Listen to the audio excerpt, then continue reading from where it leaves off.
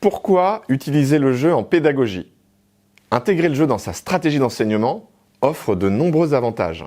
C'est ce que nous allons voir dans cette vidéo. Bonjour à toutes et tous, je m'appelle Guillaume Copin, je suis fondateur de Xos et spécialiste en neuropédagogie. Avec mes équipes, nous accompagnons les entreprises dans la transformation digitale de leur formation.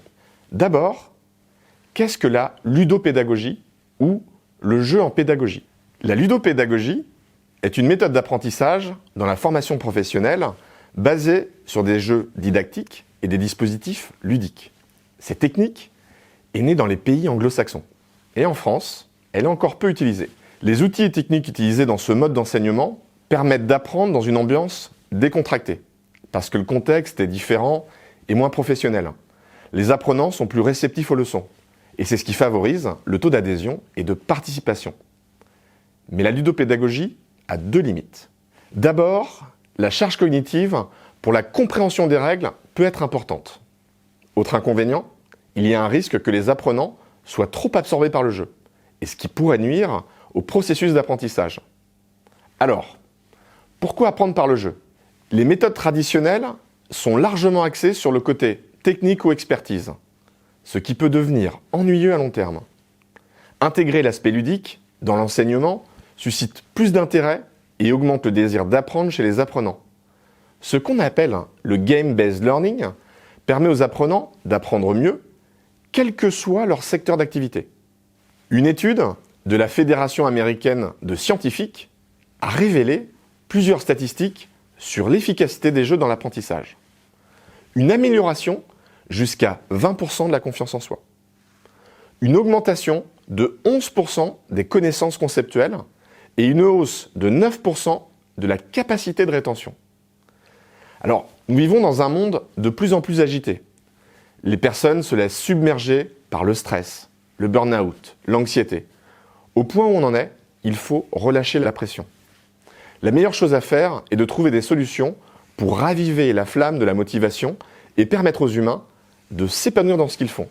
Et c'est valable dans tous les domaines, l'éducation, les relations sociales, la vie personnelle et professionnelle. Laissez-moi vous parler de l'apprentissage émotionnel qui fait plus de bien au cerveau. Les émotions générées, qu'elles soient négatives ou positives, influencent la mémorisation des informations chez les apprenants. Dans le domaine de l'apprentissage, plus l'expérience de l'apprenant est agréable, plus son organisme réagira positivement au processus. Ainsi, toutes les conditions sont réunies pour qu'il apprenne et mémorise en toute sérénité. La dopamine, l'hormone du bonheur, offre une réponse hormonale plaisante à un certain nombre de stimulus. En provoquant un plaisir immédiat, elle fonctionne comme un système de récompense qui booste la motivation de l'apprenant.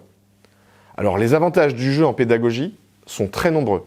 Il stimule la motivation, il donne plus de confiance en soi, il booste les facultés d'apprentissage, il favorise la mémorisation et la concentration des apprenants, il améliore la capacité d'adaptation, il crée une meilleure interaction entre les participants et il augmente les performances individuelles et collectives. Que pouvons-nous retenir de cette vidéo? Nous avons vu que le jeu en pédagogie peut amener l'apprentissage à un meilleur niveau. La ludopédagogie rend attractif le contenu des formations qui est parfois considéré comme inintéressant par les apprenants.